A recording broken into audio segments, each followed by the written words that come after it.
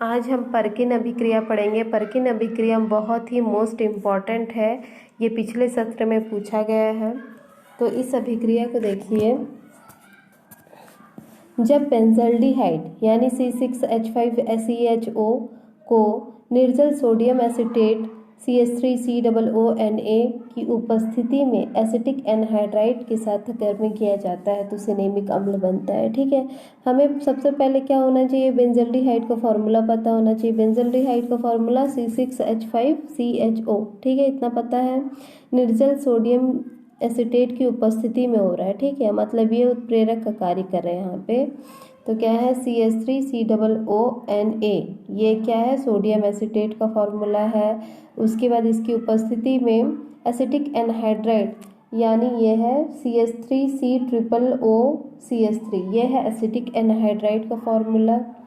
ठीक है, अब इसको कितने डिग्री सेल्सियस पे गर्म कर रहे हैं, 180 डिग्री सेल्सियस पे गर्म कर रहे हैं, तब जाके हमारा सिनेमिक एसिड बन रहा है। ठीक है, तो यहाँ पे एसिटिक एनहाइड्राइड अगर आप देखोगे तो सबसे पहले रिएक्शन, कहने का मतलब अगर यहाँ से हम लोग एसिटिक एसिड को अलग कर दें तो हम लोग को रिएक्शन समझने में काफ़ी इजी रहेगा। ठीक है, यहाँ पे आप फॉर्मूला देख सकते हैं कैसे है, CH3COOCH3, मतलब एक्चुअल में इसको कैसे लिखा जाना चाहिए मैं बता रही हूँ। CH3CO फिर एक OS है। ठीक है, क्योंकि ऑक्सीजन को डबल बॉन्ड की ज़रूरत है तो इस जगह से, दोनों जगह से इसको डबल बॉन्ड मिल रहा है। ठीक है, अब देखिए यहाँ पे ऐसे ये फॉर्मूला है किसका, ये एनहाइड्राइड का है, एसिटिक एनहाइड्राइड का, प्लस इसके साथ हम लोग किसका अभिक्रिया करा रहे हैं, बेंजल्डिहाइड का।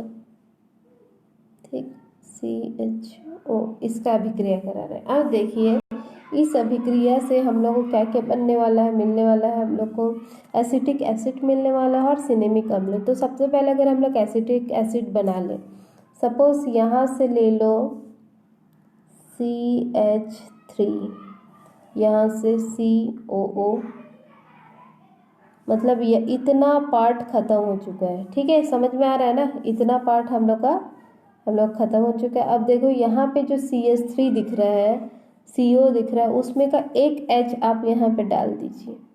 अब कितना बचा, यहाँ पे CH2 बचा है और एक CO बचा है। ठीक है, इतना ध्यान में रखो, CH2 और CO बचा है। अब देखो यहाँ पे जो बेंजल्डिहाइड है, बेंजल्डिहाइड को आप लिख लो यहाँ पे ऊपर में, जैसे CH है ना, इतना लिख लो। और हम लोग जानते हैं कि जो ऑक्सीजन है उस पर कैसा बंध रहता है, डबल बॉन्ड रहता है ना, क्यों, क्योंकि उसको दो बंध से जोड़ना रहता है। तो एल्डिहाइड में भी वो ऐसे ही रहता है, CH, ऐसा भी अपन लिखते हैं ना। तो देखो जो डबल बॉन्ड है यहाँ पे आ जाएगा। ठीक, अब यहाँ पे क्या क्या बचा था, CH2 और CO बचा था। ठीक है, और पहले से इस जगह का एक O बचा हुआ है। ठीक है, देखो यहाँ पे क्या क्या लिखोगे, CH लिखना है यहाँ पे, फिर यहाँ पे एक C है, C लिख दिए, फिर एक ऑक्सीजन यहाँ पे तो एक ऑक्सीजन डाल दिए, और एक ऑक्सीजन, बेंजल्डिहाइड का भी एक ऑक्सीजन अभी बचा हुआ है ना, तो CO। ठीक है, और यहाँ पे CH2 था तो एक हाइड्रोजन यहाँ पे। ठीक, समझ में आ रहा है, फिर से एक बार बता देती हूँ। पहले आप लोग डायग्राम देख लोगे ना तो ऐसे समझ में आएगा। डायग्राम मतलब कि रिएक्शन जो है उसको ऐसे ही देख लो कि समझ में आएगा। बस ये एनहाइड्राइड में थोड़ा सा दिक्कत जा रहा है तो मैं बता रही हूँ। इसमें से सबसे पहले आप एसिटिक एसिड को रिमूव कर दीजिए, बाकी सबको आपको ऐड करना है। ठीक है, बस इसका बता रही हूँ। तो यहाँ पे देखिए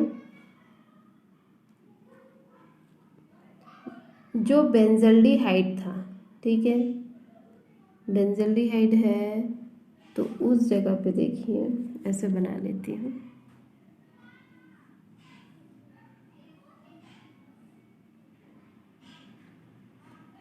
सपोज यहाँ पे बेंजल्डिहाइड है, CHO।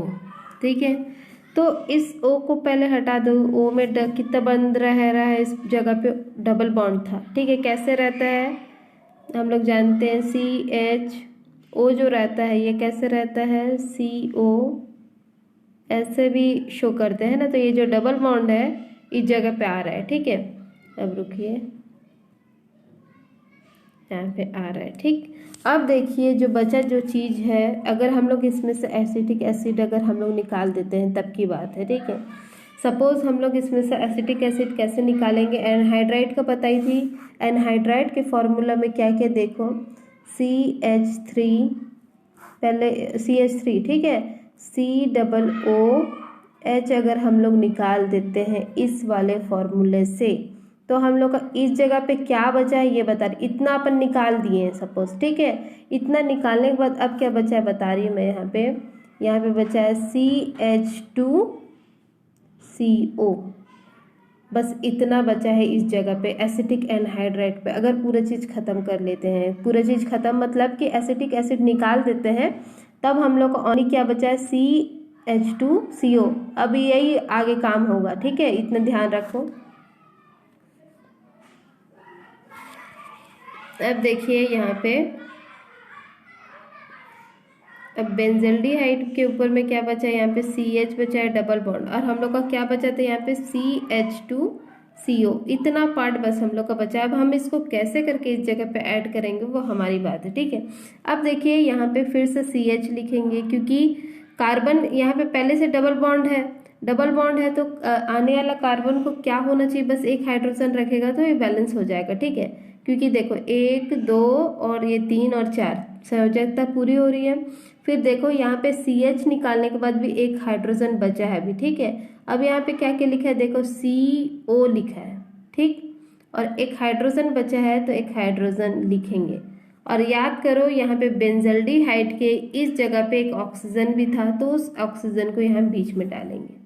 तो यही है सिनेमिक एसिड का फॉर्मूला एक्चुअल में, ठीक है। अब देखो यहाँ पे क्या क्या बन रहा है, सिनेमिक एसिड बन रहा है और एसिटिक एसिड बन रहा है। ये अभिक्रिया बहुत ही इम्पॉर्टेंट है, आप इसको याद कर लेंगे। याद करने का ये मतलब है कि इस जगह जैसे पर्किंग अभिक्रिया है ना, तो जो जो उसके में रिएक्टेंट होता है, क्या क्या रिएक्टेंट इसमें यूज़ किया जाता है वो आप देखेंगे, किसकी उपस्थिति में अभिक्रिया कराई जा रही है, कितने डिग्री सेल्सियस पे अभिक्रिया कराई जा रही है वो देखेंगे। बाद में आप रिएक्शन को तो ऐसे ही समझ लेंगे, मतलब कि इसमें क्या चीज़ कहाँ है, हाइड्रोजन कैसे निकला, एसिटिक एसिड कैसे बना, ये सब आपको खुद समझना पड़ेगा, ठीक है। मैं समझा दी हूँ, आप लोग एक बार रिवाइज करोगे तो आप लोग को समझ में आ जाएगा।